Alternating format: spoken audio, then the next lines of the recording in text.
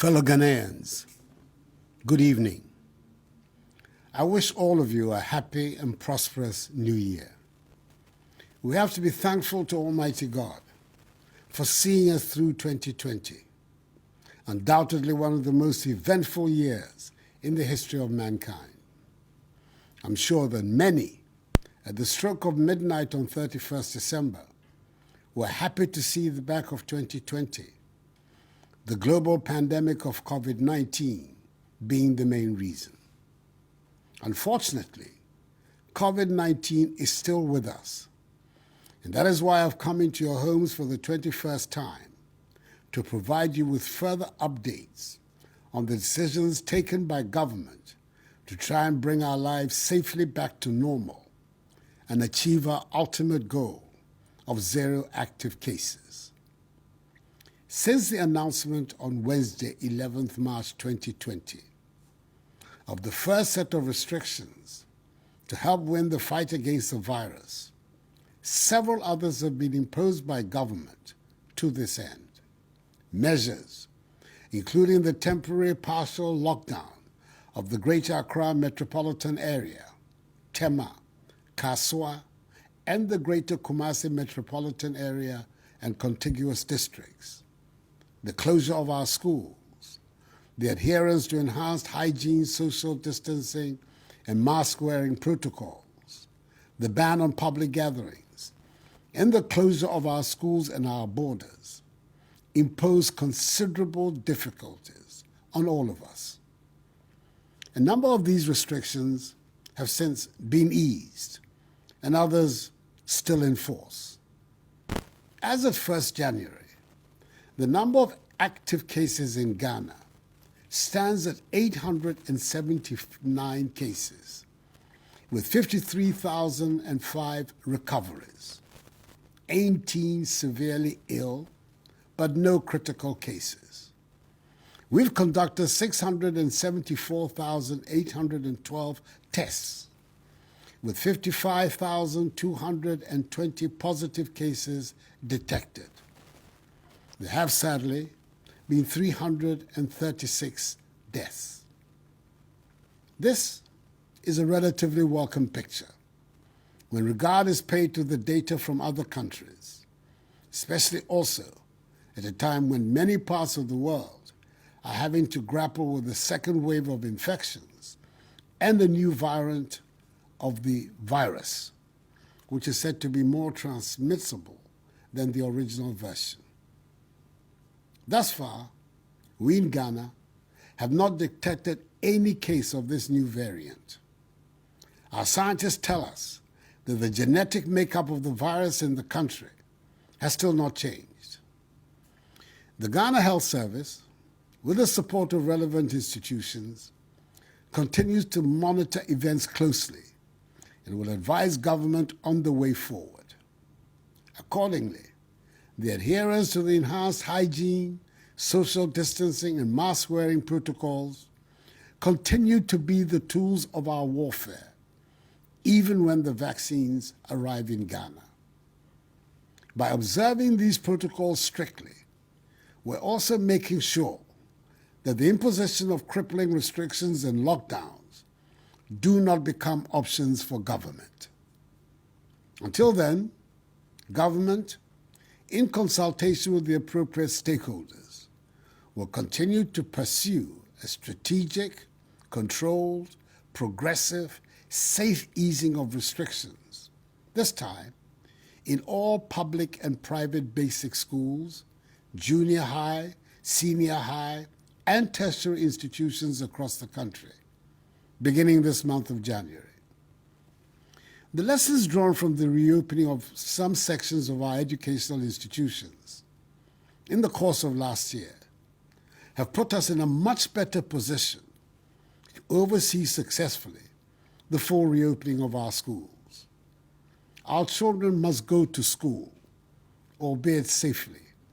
We are satisfied that in the current circumstances, the reopening of our schools is safe. So from 15th January, our children in kindergarten, primary, and junior high in both private and public schools will be back in school. All SHS1 students will start classes from 10th March, with all his students embarking on a single-track academic calendar. Their seniors in SHS2 and SHS3 will, however, return to school from 18th January. I must stress that SHS3 students in all schools, like SHS1 students, will no longer run the double-track system. The expansion of infrastructure at the various senior high schools over the last 3 years has brought us to this favorable situation. However, the double-track system will still be applicable to SHS2 students in schools that are employing it. Students in universities and other tertiary institutions are to be in school from Saturday, 9th of January. Prior to their return to school, government through the Ministry of Education and the Ghana Education Service will ensure that all institutions, public and private, are fumigated and disinfected. Schools and institutions with their own hospitals and clinics will be equipped with the necessary personal protective equipment and have isolation centers to deal with any positive cases. All other schools and institutions without their own clinics and hospitals have been mapped to health facilities. There will be, for now, no mass gatherings and no sporting activities. However, religious activities for students at school under the new protocols will be permitted. Social distancing and the wearing of face masks must become the norm in our schools. The requisite provisions have been made to ensure the students at all levels of the education ladder receive the minimum number of contact hours upon their return to school. To facilitate the safety of students, government through the Ministry of Education will provide face masks, Veronica buckets, hand sanitizers, liquid soap, rolls of tissue paper, and thermometer guns for the safe reopening of the schools. The Ministry of Information, the Ministry of Education, the Ghana Health Service, and the Ghana Education Service will, from Monday, 4th January, commence a series of sensitization campaigns to help prepare, inform, and educate guardians, students, and the public on further modalities associated with the reopenings. I want to use this address to assure all parents and guardians the government is determined to protect the lives of all students, teachers, and non-teaching staff who will be returning to school from tomorrow. It bears repeating that every one of them must adhere strictly to the protocols to protect themselves and others. Fellow Ghanaians, it has been well established that the very first cases of COVID-19 in Ghana were imported into our shores. Limiting importation of cases has thus been one of our main objectives since the outbreak of the disease in the country. We in Ghana have always been concerned about variant strains of the virus coming into the country. That is why when we opened our international airport on 1st September, we introduced one of the strictest testing regimes in the world, a 2-tier testing system, which indicated that all passengers arriving at Kotoka must be in possession of a negative PCR test result upon their arrival in Ghana, a test which should have been conducted not more than 72 hours before the scheduled departure from the country of origin. In addition to this, all passengers were to be subjected to a mandatory COVID test. As of 1st January 2021, a total of 712 positive cases out of 118,278 tests conducted have been recorded among international arrivals at the Kotoka International Airport. Indeed, the month of December alone recorded 387 cases. The positivity rate among international arrivals rose from 0.26% in September to 0.93% in December. These developments call for strengthening of the existing protocols to prevent the spread of the disease in Ghana in light of the new variant of the virus. Therefore, the following measures will be implemented in addition to existing guidelines on international travel for COVID-19 in Ghana. 1. All arriving passengers who test positive COVID-19, asymptomatic or not, will undergo mandatory isolation and treatment at a designated health facility or isolation center. The isolation will be for a period of 7 days at the cost of government. However, the final discharge of cases will be based on existing case management guidelines and protocols. 2. All passengers who are in isolation will undergo a repeat COVID-19 test within 24 hours of arrival, with the cost also borne by government. This test will also include genomic sequencing for COVID-19. And 3, all passengers who test negative for COVID-19 will be required to adhere continuously to COVID-19 safety protocols and will receive regular information on COVID-19 within 5 days of arrival in Ghana. I want to assure all Ghanaians that the testing regime in place at Kotoka is among the strictest in the world, and as certified by the Food and Drugs Authority, it is capable of detecting this new variant of COVID-19, which is plaguing other nations around the world.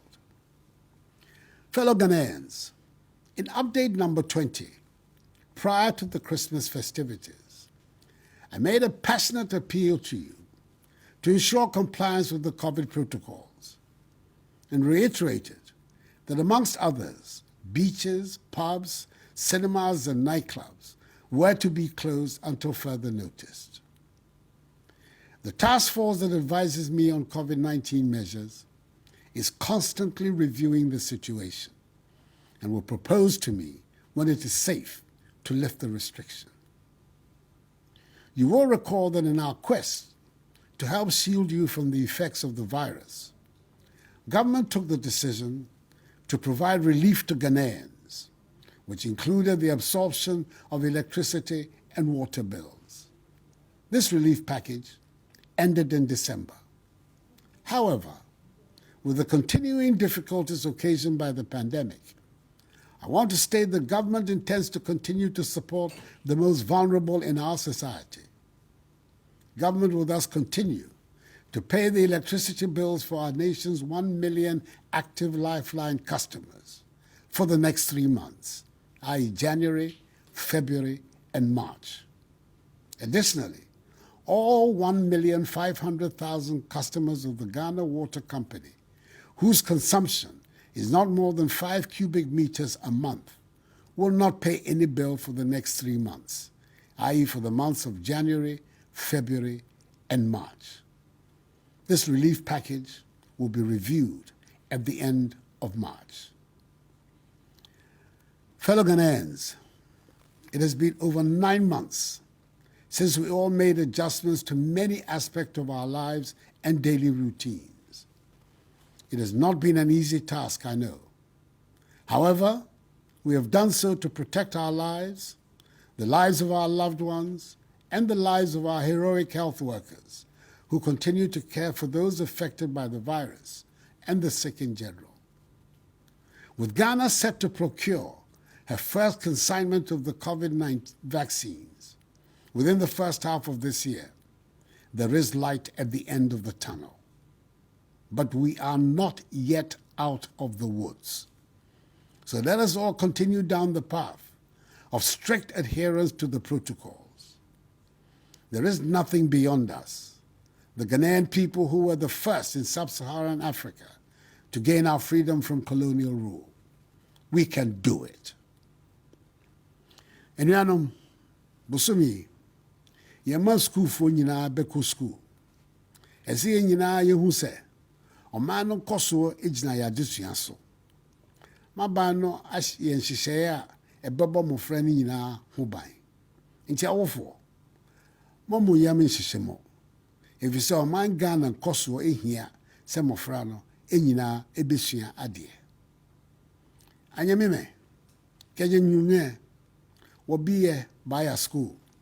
Ɛsane wɔfɛ wɔnaakɛ, wɔman no yɛ a dumɔni kasɛm wɔ no. Wɔtɛ gbagyia no, ni baa bogbɛkɛ biae. No ɛwɔ follow yɛka nyɛ musu ahyanye. Ejake Ghana no ya hia bɛkɛ bi yɛfɛ akasani.